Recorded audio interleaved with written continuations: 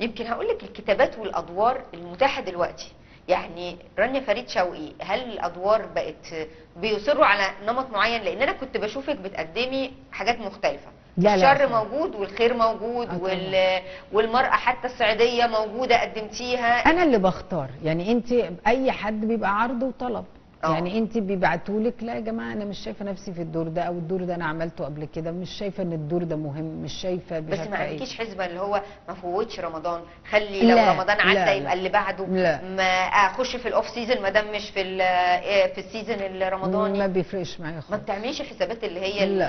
النجومية دي لازم اكون لان متواجدة؟ اثبتت النظريه برضو ان في اعمال خارج رمضان بتنجح جدا، زي ابو العروسه، زي صح. سلسله دم، واكيد في اعمال تانية يعني مش فاكره دلوقتي، بس قصدي خلاص الموضوع ما بقاش قاصر على سيزون، هي الجوده. جوده المنتج. طب ما في مسلسلات في رمضان بتفشل فشل ذريع.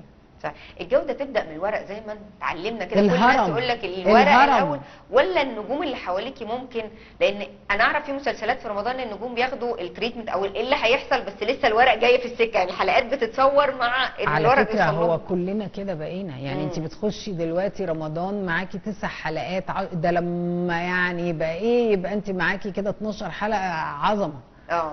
و30 حلقه بيبقوا.